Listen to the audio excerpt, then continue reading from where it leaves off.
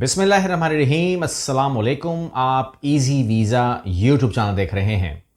हमारे platinum programmes को कौन नहीं जानता, लेकिन ये प्रोग्राम अब बन गया है एलीट प्रोग्राम का हिस्सा, जिसमें आपको हमेशा की तरह इंटरनेशनल प्रोफाइल मिलेगी, आपके लिए रिक्रूटमेंट एजेंसीज में जमा होगी, आपके लिए रिप्लाईज का इंतजाम हमारा ही होगा, तमाम के तमाम डॉक्यूमेंटेशन, फाइलिंग, प्रोसेसिंग हमारी जिम्मेदारी पे ही रहेगी और ये तमाम काम हम आपको हमेशा की तरह करके देंगे। लेकिन अब ये एलीट प्रोग्राम कहलाएगा और उसके अंदर शामिल है विजिट वीज़ा भी। अगर आप विजिट वीज़ा लेंगे तो ये तमाम की तमाम सर्विसेज आपको प्लैटिनियम प्रोग्राम की उसी के अंदर मिल जाएंगी। एलीट प्रोग्राम कहलाएगा और अपने विजिट वीज़ा को और वर्क वीज़ा को सिक्योर कीजिए।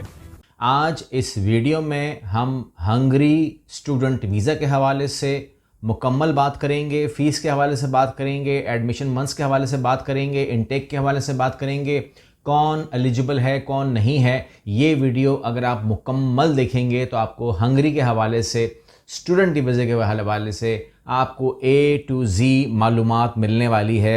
दरख्वास्त यही है कि एक बार इसको देख करके आप अपने आप को कम्प्लीटली इन्फॉर्म कर लें कि कैसे होगा, क्या क्या होगा, डॉक्यूमेंटेशन का, तमाम चीज़ों का A to Z खर्चा बताने जा रहा हूँ। सबसे पहले मशवरा ये है कि कम से कम आपकी तालीम इंटर होनी चाहिए, 12 जमात, क्योंकि वो 12 साल की तालीम मांगते हैं। अगर तालीम 12 साल की नहीं है तो प्रॉब्लम होती है। मैट्रिक की बेस पर भी कुछ रास्ते हैं, मगर वो मैं रिकमेंड नहीं करता हूँ, बिकॉज उसमें जो रेशो है वीज़ा लगने का वो हाई नहीं है। ठीक है, काम वो करें जो पक्का हो। अगर आपको पढ़ना है, एजुकेशन करनी है, तो फिर इंटर कम से कम होना चाहिए। इंटर के बाद आप ग्रेजुएशन भी हो सकते हैं, डिपेंड करता है कि आप किस प्रोग्राम में आ रहे हैं। तो हंगरी के हवाले से मैंने आपसे कहा कि कम से कम इंटर होना चाहिए।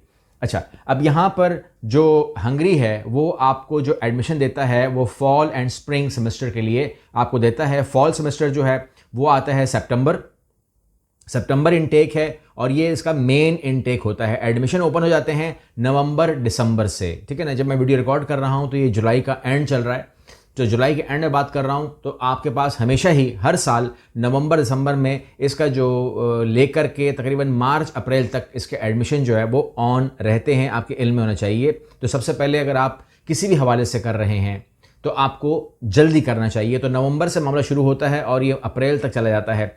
एप्लीकेशन डेडलाइन समझ लीजिएगा कि एप्लीकेशन डेडलाइन जो है वो मार्च से जून तक की होती है। और अगर आप जो स्टेम्पोडियम या हंगरीकम स्कॉलरशिप होती है, जिसके अंदर आपका कोई ख़र्चा नहीं होता, कोई ट्यूशन फीस नहीं होती, तमाम चीज़ें फ्री होती हैं, तो उसकी जो डेडलाइन है वो 15 जनवरी तक होती है। ये जो मैं आपको मालूमात दे रहा हूँ ये हंगरी स्टूडेंट वीज़ा के हवाले से है। ये किसी और स्टूडेंट वीज़े पे अप्लाई मत कर दीजिएगा।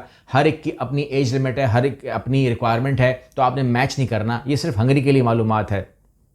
आप कहते हैं कि क्या मैं इसको आइल्स के बगैर कर सकता हूं? जी हाँ, इसको आप आइल्स के बगैर कर सकते हैं। आपके पास MOI होना चाहिए, इंग्लिश प्रोफिशिएंसी सर्टिफिकेट होता है, जो आपको आपके ही इदारे से इशू किया जाता है कि आपका इंग्लिश मीडियम है तो आपको ज़रूरत नहीं है और इसको कबूल कर लिया जाता है। यूनिवर्सिटी जो है वैसे भी आपसे एक टेस्ट का तकाजा करती है, जो कि नॉर्मली जूम पे अब हो जाता है, जिसके बाद ज़रूरत नहीं पड़ती है कि आपको वो आइल्स के लिए मजबूर करे। लेकिन अगर आपके ऊपर आइल्स या इंग्लिश टेस्ट बन ही रहा है तो आप डिलिंगो टाइप टेस्ट करके अपने काम को आसान भी कर सकते हैं। ठीक है, अटेस्टेशन के डॉक्यूमेंटेशन कौन कौन से होंगे जो आपको रिक्वायर होंगे, तो आपके इल्म में होना चाहिए कि आपका जो मैट्रिक और इंटरमीडिएट के सर्टिफिकेट्स हैं, इंक्लूडिंग योर मार्कशीट्स, ये आपके BISC से वेरीफाई होंगे। उसके बाद आपके ये IBCC से वेरीफाई होंगे और उसके बाद ये मूफा से आखिरी में वेरीफाई होंगे। इसके बाद पासपोर्ट और पिक्चर्स जो हैं, आपको पिक्चर्स फ्रेश चाहिए। इसके अलावा जो पासपोर्ट है कम से कम 1.5 से 2 साल का वैलिड होना चाहिए। इंग्लिश के हवाले से आपको मैंने इन्फॉर्म कर दिया है कि आपके पास या तो आइल्स है या डुओलिंगो है या आपके पास MOI सर्टिफिकेट है जो आपके इदारे ने आपको लेके दिया है। इसमें बहुत क्रिटिकल रोल अदा करता है आपका SOP, आपकी CV एंड रिकमेंडेशन लेटर। ये बहुत ज़रूरी है कि आप एक बेहतरीन स्टेटमेंट ऑफ पर्पस जो हैं वो आप जारी करें और उसको आप लिखें या लिखवाएं, ताकि आपका केस जो है वो स्ट्रॉन्ग ही जाए आगे। आपको जो इम्प्रेशन है, क्योंकि ज़ाहिर बात है कि आप उनके सामने, उनके इदारे के सामने, उनके गवर्नमेंट के सामने, यूनिवर्सिटी के सामने आपका डॉक्यूमेंट जा रहे हैं, आप थोड़ी जा रहे हैं। आपका document must be up to the mark जिस तरीके से होने चाहिए।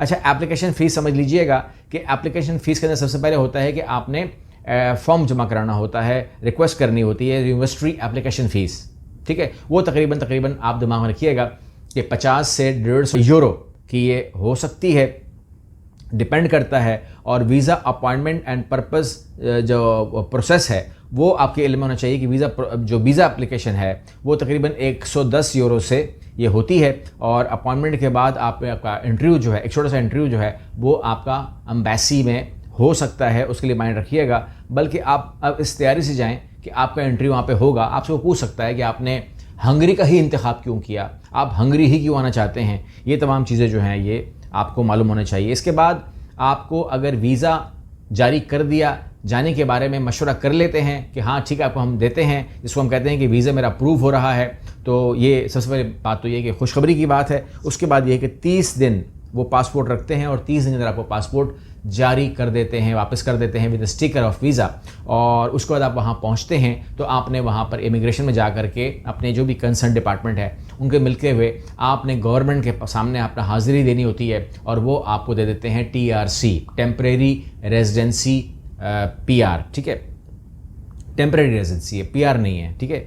उसके बाद आपने जो अगर अल्लाह ना करे जिन लोगों का डिसअप्रूव हो जाएगा तो वो यूनिवर्सिटी की फ़ीस जो है उनको पे जो उन्होंने की थी, बाज़ कहते हैं कि जी आप 1 सेमेस्टर की फ़ीस दे दें, बाज़ कहते हैं कि जी आप 1 साल की फ़ीस दे दें, कोई प्रॉब्लम नहीं है। अगर आपका एडमिशन कंप्लीट हो गया है, अप्रूव हो गया, आप जाएंगे तो अगर वो 6 महीने की फ़ीस होगी तो वो 6 महीने तक करामद होगी, अगर साल की होगी तो वो साल तक करामद होगी। और जिन लोगों का वीज़ा रिफ्यूज़ हो जाता है उनकी पूरी की पूरी फ़ीस जो है वो उसी अकाउंट में वापस आती है जिस अकाउंट से आपने बैंक के ज़रिए उनको वो फ़ीस अदा की होती है। तो कोई ख़तरे की बात नहीं है। लेकिन एडमिनिस्ट्रेशन चार्जेस जो कि 100, 200, 300 हो सकते हैं वो ज़रूर डिडक्ट होते हैं, उसके लिए अपने माइंड को बना के रखिएगा। अच्छा, आगे बढ़ते हैं जनाब वाला। आगे हम जाते हैं तो एज लिमिट के हवाले से बहुत ज़रूरी है, आपके इल्म में होना चाहिए कि आपकी तालीम, आपकी जो एज है वो 18 साल से बड़ी हो और 28 साल से बड़ी ना हो। तो आप हंगरी के 12 साल की तालीम के साथ आप यहाँ पर अप्लाई करने के लिए एलिजिबल कहलाते हैं। स्टडी गैप के हवाले से लोग पूछते हैं कि मेरा तो स्टडी गैप है, 1 साल का गैप है, 2 साल का गैप है, 3 साल का गैप है, काबिल कबूल है। इतना गैप काबिल कबूल है, इसमें कोई बुरी बात नहीं है। तो आपने वेरिफिकेशन करवानी है, बोर्ड की वेरिफिकेशन है यानी कि BISE की, उसके बाद IBCC अटेस्टेशन है बोर्ड ऑफ इंटरमीडिएट और कोऑर्डिनेशन की, इसके अलावा मूफा अटेस्टेशन है मिनिस्ट्री ऑफ फॉरेन अफेयर की। तो यहाँ पर आके आपके मामलात बन जाते हैं। एडमिशन इनटेक टारगेट आपको करना पड़ता है सबसे पहले। अब जुलाई चल रहा है तो इसके हवाले से अगर मैं आपको इन्फॉर्म करूँ तो ये जो इनटेक है स्प्रिंग इनटेक ये फरवरी 2027 के लिए स्टार्ट होगी और इस एडमिशन के लिए आपको सितंबर अक्टूबर के लिए भी आप कर सकते हैं। अगर आज से आप टारगेट करें तो आपके पास ऑप्शन है कि आप फरवरी के लिए करें 2027 या फिर आप करें सितंबर अक्टूबर के लिए। ये डिपेंड करता है आपके ऊपर या आपकी लक के ऊपर। एडमिशन के इनटेक जो है वो शुरू हो जाते हैं, एडमिशन प्रोसेस शुरू हो जाता है नवंबर दिसंबर से और फिर आगे बढ़ता है। अच्छा, यहाँ पर मामला ये है कि काफ़ी अच्छी यूनिवर्सिटीज़ यहाँ पर हैं और उनकी काफ़ी मुनासिब फ़ीस मुझे यहाँ पर नज़र आ रही है, तो ये एक अच्छा ऑप्शन रहेगा आपके लिए। इसमें आप कहते हैं कि हम हंगरी को लें क्यों, मतलब हम हंगरी के बारे में बात कर ही क्यों रहे हैं। हंगरी के लिए इसलिए बात कर रहे हैं क्योंकि ये एक ऐसी जगह के ऊपर लोकेट करती है जिसको आप शेंजन जोन कहते हैं। और अगर आप यहीं से एजुकेशन लेते हैं, अपनी ज़बान को ठीक करते हैं, तो आप हंगरी के अंदर या हंगरी के बाहर शेंजन जोन में कहीं और फ्यूचर में अपनी जॉब को सिक्योर कर ही लेते हैं। क्योंकि जो लोगों ने हंगरी में स्टडी किया है उसके बाद उन्हें प्रॉब्लम नहीं होती, क्योंकि वो कम से कम 2 साल तो वहाँ रहते ही हैं। तो 2 साल में वो अपने लिए अच्छा खासा नेटवर्क क्रिएट करते हैं और जॉब सिक्योर करने में उन्हें ज़्यादा प्रॉब्लम आज तक तो नहीं आई है। तो मैं उम्मीद करता हूँ कि आप अपने आप को, अगर आप 18 से 28 के बीच में हैं और आपने इंटर कर लिया है तो Hungary is a good option. अच्छा, मैं इसलिए कह रहा हूँ क्योंकि अगर फॉर एग्ज़ाम्पल 2000, 3000, 4000 यूरो के अंदर सालाना फ़ीस के साथ अगर आपको ये मौका दे देते हैं तो ये बहुत अच्छा है कि आप इल्लीगल की तरफ जाएं या एजेंटों के मुंह में आप 20-25 लाख रुपए डालें। उससे अच्छा नहीं है कि आप एक प्रॉपर लीगल पाथवे ले लें। तो मैं आपसे बात भी कर रहा हूँ, मैं आपके माँ बाप से बात भी कर रहा हूँ कि क्यों ना आपके बच्चे को हम बहुत ही कम पैसों में, कम फीस में हंगरी ही भेज दें, ताकि वो यूरोप में ही सेट होना है। तो फिर वो किसी को 25 लाख या 20 लाख भी क्यों दे या 12 लाख भी क्यों दे या 10 लाख भी क्यों दे, क्यों ना वो वही पैसे अपने ऊपर लगा करके अपने आप को हंगरी स्टडी वीज़ा के लिए फ़िक्स कर ले फॉर 2 इयर्स, और 2 इयर्स के बाद इसमें कोई शक नहीं होना चाहिए कि उसको वहाँ पर जॉब कंटिन्यूटी में मिल जाती है। और ये ऑफ़र उसको इसलिए मिलती है क्योंकि वो उसी रीजन का, उसी एरिया का बच्चा होता है और वहीं से उसने पढ़ा हुआ होता है, वहीं का वो TRC होल्डर होता है, तो उससे ज़्यादा प्रॉब्लम आती भी नहीं है। क्योंकि जब उससे पूछते हैं कि आप कहाँ रहते हैं, तो मैं हंगरी में रहता हूँ। आप कहाँ पढ़ते हैं, मैं हंगरी में पढ़ता हूँ। आपकी डिग्री कहाँ की है, हंगरी की डिग्री है। तो ये बहुत एक अच्छा अमल है। अगर वो आगे फर्दर मास्टर्स करना चाहे, बैचलर्स के बाद और पढ़ना चाहे, तो भी उसके पास ऑप्शन होते ही हैं। वो चेंज कर सकता है, वो उस टाइम तक अपने आप को मज़ीद लैंग्वेज अगर वो कमांड कर लेता है तो फ्री ऑफ कॉस्ट पढ़ सकता है बहुत सारे ममालिक के अंदर, लाइक जर्मनी। तो वो अपने आप को आगे सेट और मज़ीद भी कर सकता है। बट ये जाहिर सी बात है कि इंडिविजुअल पे ही डिपेंड करता है कि वो कितना मेहनत करता है अपने ऊपर। और अच्छी बात यही होती है कि इस प्रोसेस के अंदर आपको खुशी इस बात की होती है कि जो भी हो रहा है लीगल हो रहा है। अगली वीडियो मिलते हैं। अल्लाह हाफ़िज़।